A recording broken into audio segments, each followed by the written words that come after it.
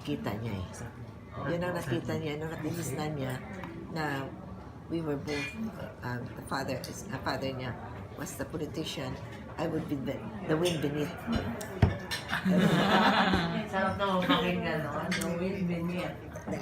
Very serious. Baka maraming magalit sa akin. Weird yan. Meron pa ba? Marami, ay, di ba? Kamutik na ako nagdugas. Ay, so, sir. Pwede i-share niyo po yung ulit yung love niya sa pagluluto. Kasi yun nga po, you mentioned about bakalan. Actually, before I really love to cook, no? In fact, there was a time na in our time, wala yung mga caterers masyado. Remember? And I would be the caterer. Pag mayroong party sa bahay, ako yung tagaluto nila. And ako, sila yung nag-i-enjoy na doon. Ako amoy bawang pa. Parang something like that. I really love. Tapos I really cook really for the family. In fact, there was a time that they would say, hindi sila magluluto. Ay, hindi sila kakain kung hindi ako magluluto. Miss Guia, pag wala pa kayo sa office, ano po yung mga pinagkakabalan nyo? Ano po yung mga ginagawa ninyo? Ay, marami. Maliban sa pagluluto. Sa office na ako. Pag wala po kayo sa office. Ako wala sa office. Maliban sa pagluluto. I love to read books. I read a lot of books. Lahat ng klaseng books ay gusto ko. Also yung you mentioned about your apo. So, ano pa yung talagang bonding nyo so far? Magluluto din po ba? Kainan? Or playtime? I try to, nahihirapan ako mag-band sa kanilang playtime kasi playtime nila ay gadgets. Okay. I'm one who, I've been very honest talagang wala akong kaalam-alam sa gadgets kundi yung ganyan. Very, very little. I use my cell phone as a telephone. Kasi, as I said, when I got sick, sabi ay, wag na ako mag-bother sa mga ganon. Something that will trigger nervous system problems. And I feel that Facebook sometimes trigger nervous system problems. True or not? Ako naman ang tatanong sa inyo. Totoo ba yun? Medyo po. Pero ano po yung stand nyo dun sa pagkalat ng Momo Challenge? And paano nyo po yung pinagbawalan yung apo nyo doon sa Momo Challenge na yun? Ay, actually, hindi ko sa mapagbawalan eh. Mahirap nang magbawal, di ba? Pero, pinakikiusapan lang na sila lang. Sa oras ng pagkain, pwede itabi ang mga gadgets. So, we can face each other, we can be, conversant. And hindi naman na, minsan sabi ko, una mga sila ng picture, lahat kami nasa pagkain sila, nagkaganon-ganon. Di maganda, di ba? So, nakiusap ako sa kanila na sa oras ng pagkain, pwede itabi lang. Anyway, it's how many hours naman kami. The most is about 1 hour kayo magkakain. Ako nakaganon lahat yun. Di ba? Pero ma'am, naalarma kayo doon sa Momo Challenge? Yung may nagpapakamatay natin sa challenge. Very, talagang, I'm one na talagang alarm ako dyan na karamihan daw ng nagpapakamatay because they nag-download ng something kung ano-ano ang apps na challenge na kung paano there are even in the na meron how to commit suicide, meron akong ganun, meron akong kilala, she's very pretty na, I mean, hindi pa siya iba sa amin. Yun ang nangyari na yung how to commit suicide, she tried it, babae. And then when she took that concoction, whatever it was that she made, bigla na naalala, takot pa na siya mamatay or whatever. She was able to crawl out of the bathroom at mabuti nakita siya ng maid. Kung hindi, wala na siya, di ba? But it took her 3 or 4 months to recover from that. 3 months sa ospital. And it took the parents more than 5 million para siya mabuhay. Kawawa naman. Mabuti kung lahat mayroong ganun na may chance na mabuhay uli. No? Karamihan, wala na. Like, jumping from the top of 40th floor, 40 floors of the building, I think you know, merong ganun, di ba? Karamihan pang good families, di ba?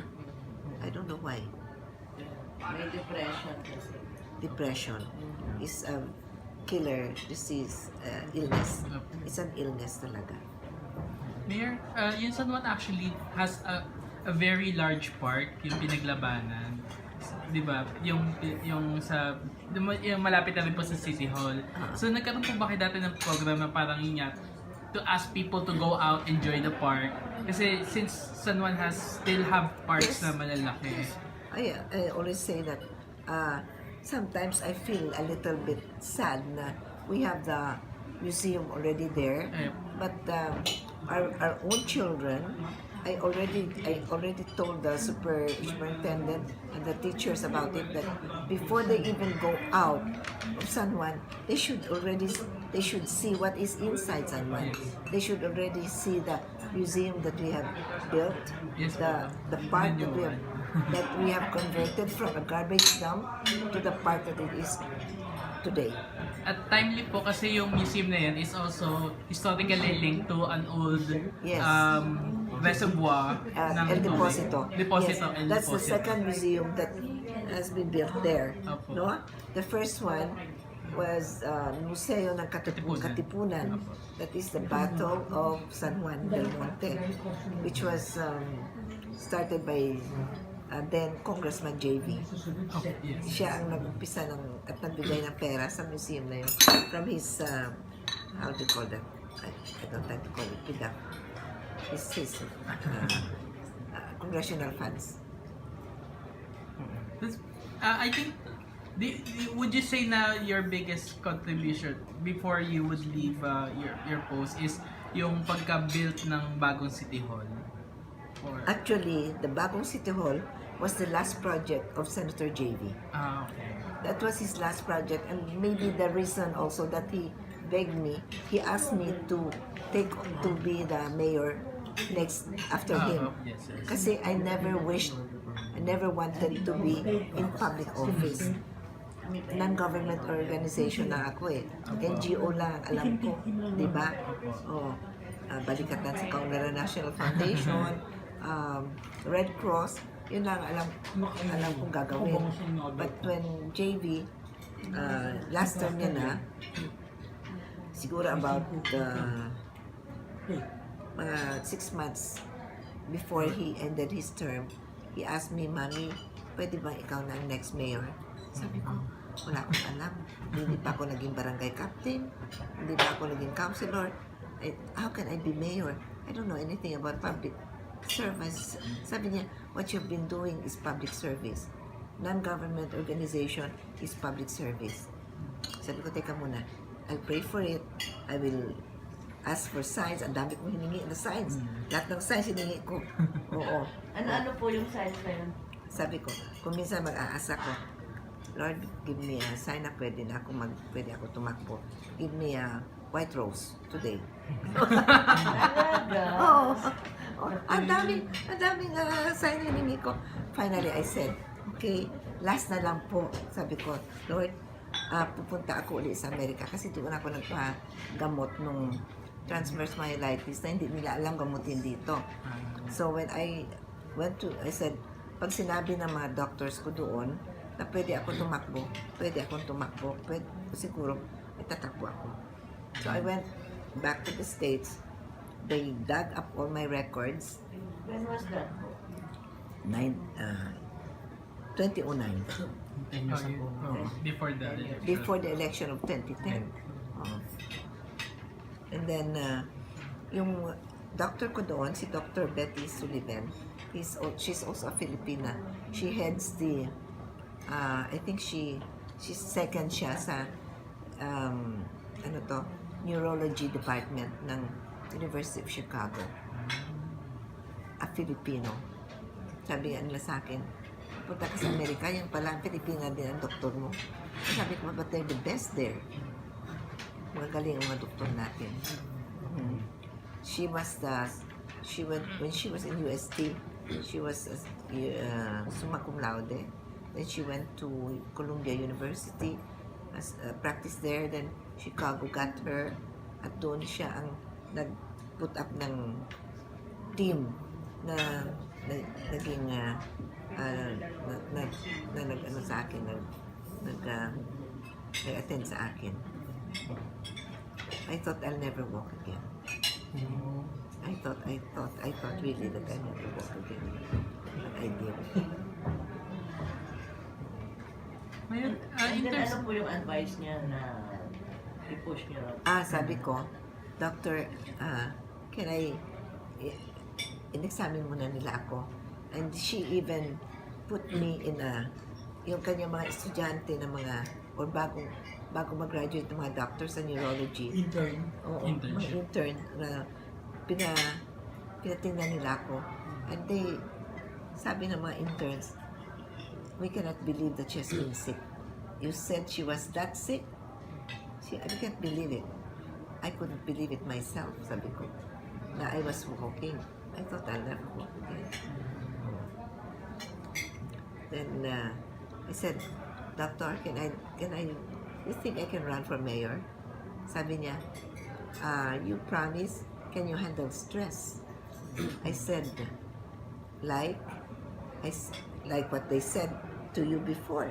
You should be able to handle emotional stress, mental stress, and physical stress in that order. Grabe. Oo. That time, they first told me that, 1995 yun. Then 2001 also sinabi nila sa akin. No, ganun. Sabi ko, saan ako magtatago? Wala naman taong walang emotional stress, mental stress, and physical stress in that order.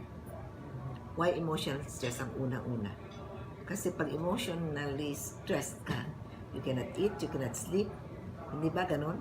You can hardly think of anything. At saka kung ano-ano. That is what is called depression, I think. Emotional stress. Mental stress, similarly. Pero mas worse daw ang emotional stress. Mas matagal. Tagal. Puso ang yun eh. Puso eh. No? Then, sabi ko, I think so. I have learned to handle that in the past. Kasi 2 beses ako na transverse myelitis. Yung stress na yan. 1995 and year 2000, I had it again. But my doctors then said, if you can go without having this disease, this illness for 8 years, then I would say wala na yan. Nagtago na yung virus sa katawan. Yung virus pala hindi umaalis sa atin. Andan dyan lang sa atin. Anyway, sabi ko, I think, doctor, for 9 years, I've handled it. And I think I've handled it well. Siguro naman kaya ko yung stresses na sinasabi niyo. Emotional stress, mental stress, physical stress daw is the easiest. Because you only have to rest. Like, for instance, I like this chair. You just rest your back like that. Even for 10 seconds, you'll be all right. yes. Diba? Yes. Like, especially hard back chairs. Yes. Pero emotional stress, mahirap. Kaya I trained myself to handle it. Pag sinasabi ko, as I said, I'm Catholic, so anybody can, any religion or faith for that matter, you can. I would go to the quietly sa Blessed Sacrament and just stay there. And then after 10, I get out. Sometimes wala na yun. Tapos na. Kumusta